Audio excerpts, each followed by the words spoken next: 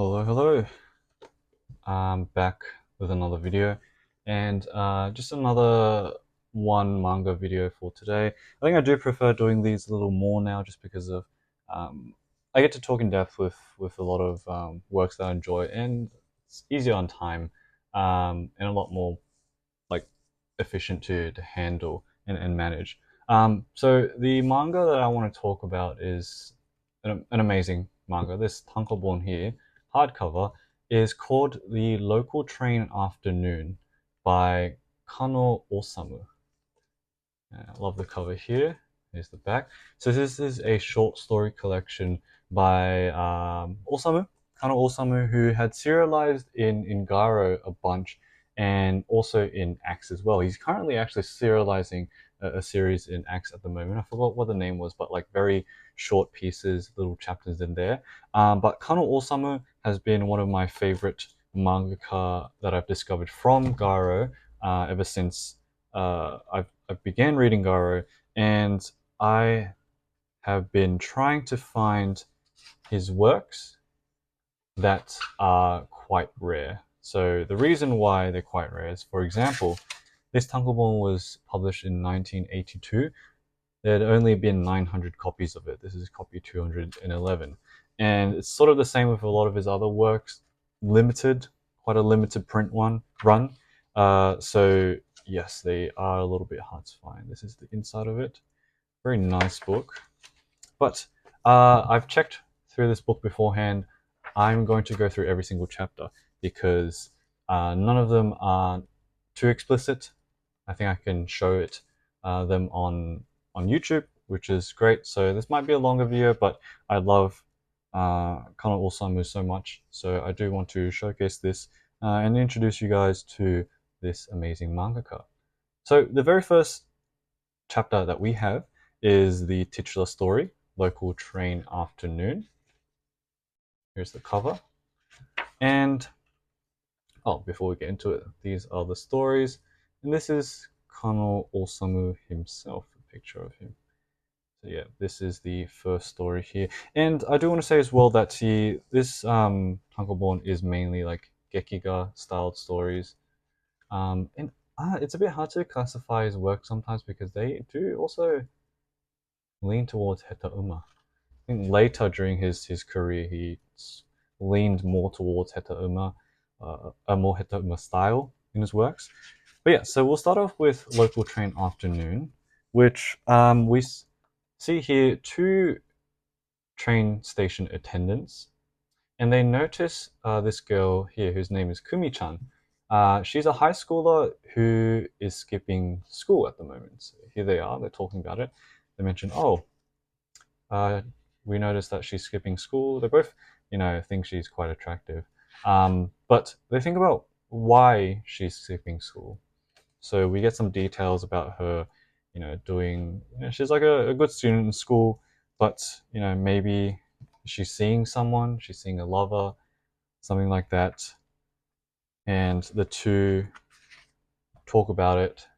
And they get quite nostalgic as well because they do reminisce about the past at the same time that they are wondering why Kumi-chan is, skipping school. And this is an example of some of them when they were younger over here, what they did back then. And so this first piece is more of a mellow one. We start off with a nostalgic story of two train attendants being brought back to the past after noticing, a high school girl skipping out on school. And amazing artwork. I love the facial expressions on Osamu's works. They are very expressive, and a lot of them do show emotions quite well. So this is them being asked to, get back on their job, that sort of thing. But yeah, that was the end of the first story there, and these two men are at the back of the cover. So first story, nostalgic one, more calming and peaceful story compared to some of the others that may come up. So we'll move on to the next chapter, which is titled Kenji's Forgotten Items.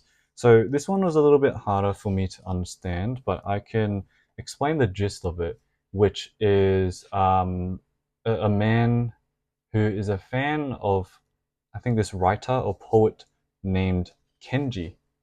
They're quite a well-known poet and artist.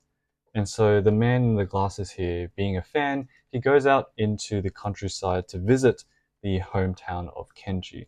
I'm not sure if Kenji had passed away or anything like that, but he's sort of on a pilgrimage to see where Kenji grew up in and how that sort of influenced his writing. And he goes around, asks the villagers there, the townspeople, about Kenji, and he comes across a man who does know, or who did know Kenji.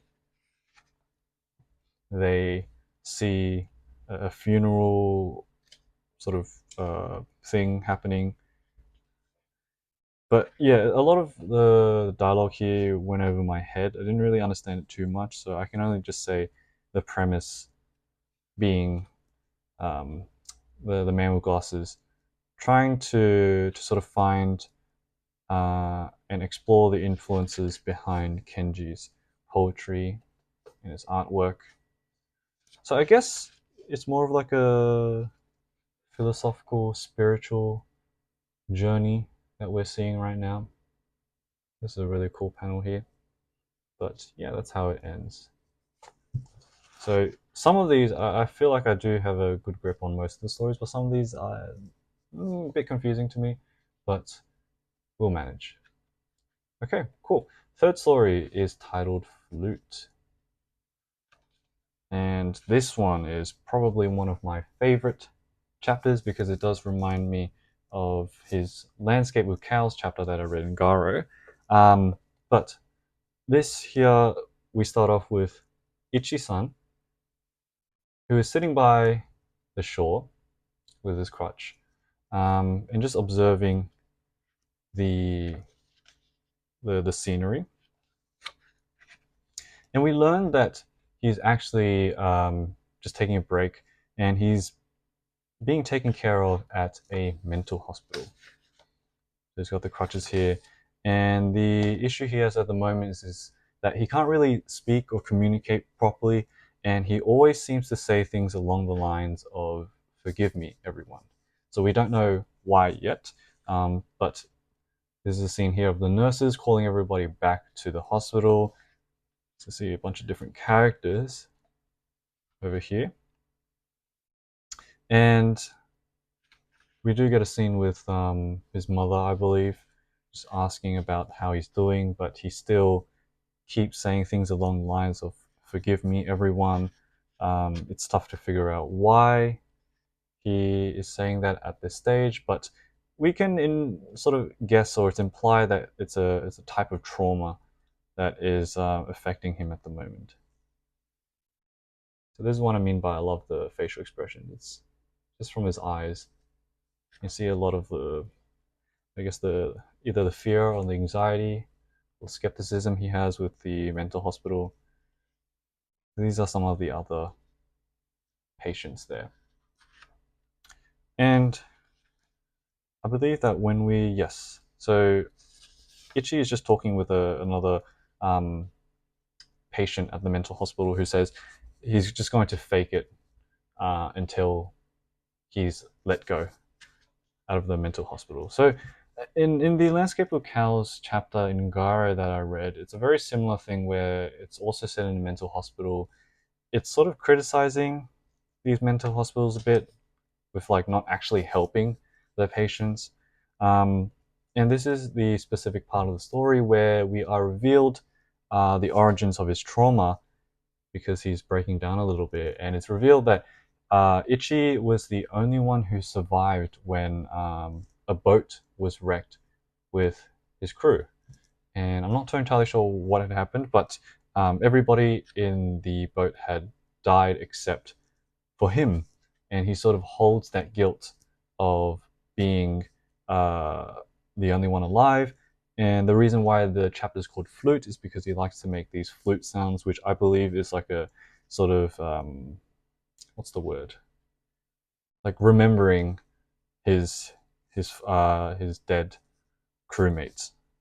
But what's a bit sad is that, you know, he's making these sounds here, and again, those eyes sweating, anxious.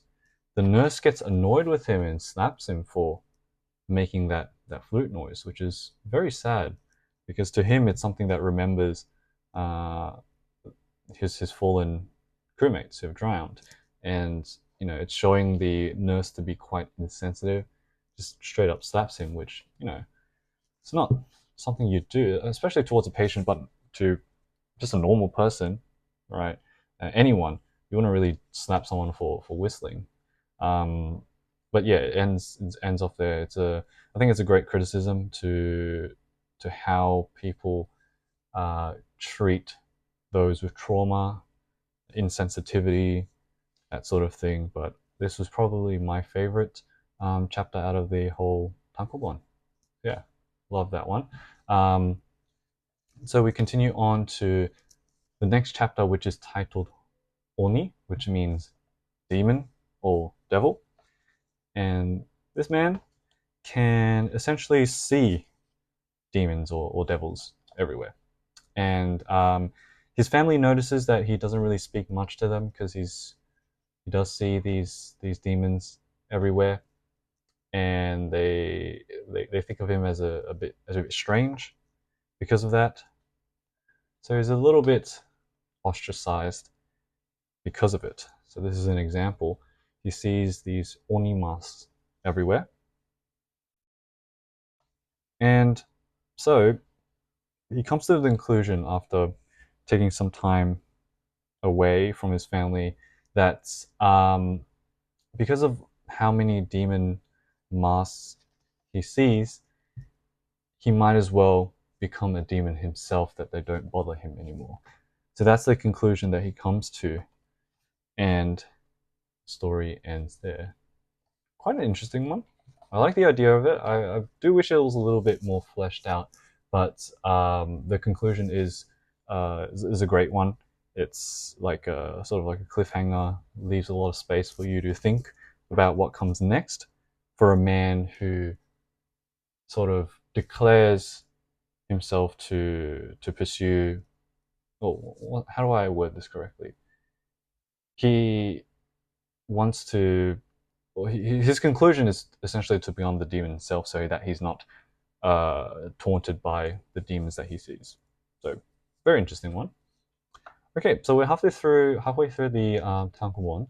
The next story is called Goldfish Droppings, which I didn't really understand too much as well. Although I can understand the dialogue and everything, the message and the purpose behind it, I'm not too entirely sure. So what we have is a man with, I believe, his wife or partner or any woman. He finds his goldfish more interesting than the woman right now. They're in the middle of some S&M stuff, but he finds the goldfish a lot more interesting, and he gets bored. So because he's bored, he goes out, leaves the woman by herself, and just thinks about different things. A bit some of the stuff he thinks about, not that great, but he comes back to the woman, and still he is entranced by the goldfish. So make of that what you will. I'm not sure exactly what's going on there, but it's definitely a very mysterious one that you could have a lot of interpretations for. Okay, so continuing on, the next story is also quite an interesting one. This is called Dolphin Face. And the reason why it's called Dolphin Face is because we start off with a woman who's given birth to a boy with a face of a dolphin.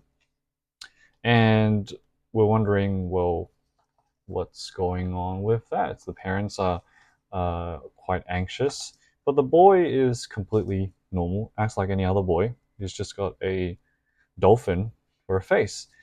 And what begins to happen is that the entire town has more and more people popping up with the faces of dolphins. And so this man here with the glasses, he's a representative from a publisher. He's going to pick up some manuscripts from a mangaka who is also a dolphin face as well. But the mangaka has not met his deadlines, and so the representative, he goes away a bit sad because he's going to get in trouble. But while he goes away with the remnant of only a portion of the manuscript, which is unintelligible, he starts to think of all of these dolphin people, starts to hate them a bit, but at the same time, he envies them for the relaxed nature that they have. And that's what we see with the mangaka dolphin, is that the reason why he didn't meet the deadlines was that he was taking things quite calm and slowly, and that's what this new characteristic is for all of the dolphin-faced people. And he becomes envious of that. He wishes he could also live a life where he doesn't have to worry about deadlines and he can be as relaxed as dolphins in the water. And what an interesting double page spread of the moon, the ocean, and the man over here relaxing. So another interesting one, very unique one, dolphin face. But it is, although it's a weird premise of people having dolphin faces, the desire of that guy from the publishing house is, I think, universal. The desire and envy for peace and tranquility and calm. That was a cool one. And this here is just a solitary artwork, which is the artwork here on the cover. Okay, let's move on. Another weird story, and probably realize that yes, Kanno Osamu does do a lot of weird stories, very eccentric and strange, but all the more of a reason for me to like his works. So next story on the left is titled Elegant Pot Context, or Elegant Vase Contest. So we have two men here, one with the glasses and another with the hat. And the man with the glasses is supposedly this expert or artist that appreciates these pots and vases. And so, he sort of gives his review on the pot, the vase. The other man brings in more vases, and they sort of make this contest where every month they will bring some vases and they'll compare the vases and see which one is more elegant, which one is more beautiful, more pretty, that sort of thing. Although over time, the man with the hat, Kishimura, he takes the competition a bit too seriously. He gets in a rabbit hole of sorts, and he starts bringing all of these weird vases and justifies their beauty in weird ways. Does some weird things with the vases as well. Becomes entranced by them, essentially. So after some time, Kishimura stops arriving to this man's place for a while, and so when going out to town, he finds Kishimura, who's sort of transformed into this very high art, pretentious sort of guy. But he speaks about what had happened in the past. Because he was so obsessed with these vases, he'd lost everything. He lost money. He lost his family. His wife left him, that sort of thing. And so it's a little bit sad coming to this and seeing how his obsession had made him lose everything. So instead of making pots, he now paints and draws. So he paints, he draws this little portrait of the man here. And that's the end of that story. And you can also notice that, if flicking back to these stories, the beginning, more of a gekiga type of style, something you would see along the lines of Oji Suzuki or Hayashi, the very popular gekiga artists. And then the later stories, we switch a little bit to a bit more of a Heta Uma feel. style of the story, not as detailed backgrounds. Not that that is a bad thing, but I'm just showcasing a change in style that he's had over his career, which is very interesting to me.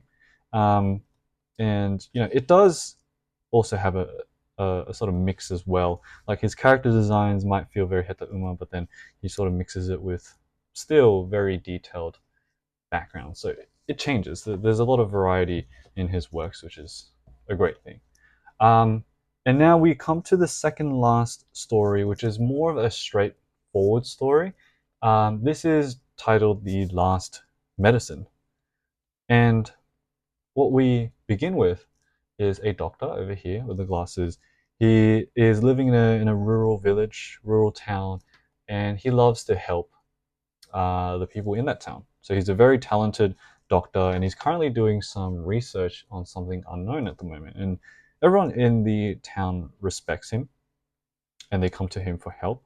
But this is his son over here. So his son is also thinking about his future as well. What will he do for the future? That sort of thing. But his dad reassures him. But we find out that in his free time, the doctor had actually been researching and creating this little medicine in the form of a ball that is the perfect tool for killing, for murdering. And so this pill is supposed to kill those so that it doesn't leave any traces of like symptoms or signs of someone being murdered maliciously. So it's supposed to cause a death which you can't really figure out the cause of. And so he tries it on this man here. And this man is so grateful because he thinks that he's actually helping him, but no, he's not. And the man eventually does die, quite sadly. So this doctor is quite a screwed up person. He's a psychopath who just wants to kill people without being caught for it. But the main complication arrives when the son, while sleeping, can't really sleep. So he goes into his father's office and finds the pills, finds the notes, has a little shock, and we skip to a bit where the doctor is coming back from a conference somewhere else, and we see that his son had actually died, and 4 of the pills were missing from the doctor's room. So it's not implied whether, like, it's not shown what actually happens, but because 4 of the pills were missing, it could imply that either the boy had just taken it innocently, or more likely, because we could see his reaction here, finding his notes, the boy had found the notes and saw and realized what his father was actually doing, and voluntarily took his own life because of it, because he may have realized that his father had been duping everyone in the village for so long, may have realized that he murdered the man he tried it out on before, and we end the story off there with the doctor, who probably understands what had happened and what his son had done. So, very interesting one, quite a dramatic and sad story. But I do believe he has done something similar in an Axe issue a long time ago that I've read as well, along the lines of like a murderer killing people who through like medicine and stuff. Okay, we come now to the very last story, which is just titled Sword. And I believe this was a bit hard to understand. I believe this is something to do with some exorcist rituals of beheading. So we have like the sword master here, this blacksmith. He is a master of creating a specific sword that is required to, I guess, exorcise demons, spirits, that sort of thing. And he's given a task to create the sword, but when he arrives to, I don't know, a lord's mansion or whatever, he does not want that specific sword. There's something wrong with it, and for some reason he's crying. I don't know what happens here. It's a bit weird, but he gets the sword and tells the sword master to, because of what he's done, maybe the sword was not up to standard, to behead himself. And so he does do that. Takes the sword, beheads himself. And what's even weirder is that the head is taken, put in a box, and sent to his son. So his son receives his own father's head in a box. The man goes up to his son, so finds his son later, also kills him and stuffs both of them in a box as well. Evil man. But he goes, I'm not sure if this is the exact man or might be a different man. I think, yeah. So he goes and meets another person, kills yet another person, chops his head off with a sword. But when the head when it drops off, it goes and bites the son's head in the box, and it starts devouring it. I don't know if there was like a spirit that was somewhere in one of their bodies, but then finally that lord cuts his own head off, and that then starts chomping down on the recently beheaded head, and it ends there. It just rests in that box. So a really weird chain of beheading. I really don't understand what's going on here, but it had to do something with like spirits or exorcisms or something like that. But yeah, a really weird story to end up, but very much still entertained by that. So we've got a little bit of an afterword by Kanno Osamu himself. And yeah, that is the end of the local train afternoon tankobon. This is what it looks like underneath, very clean. And so this is my very first read of a tankobon by Kanno Osamu. I have read a couple of one-shots throughout Axe and Garo, but my very first full tankobon read-through. So hope you guys enjoy this one. Kanno Osamu is an amazing mangaka.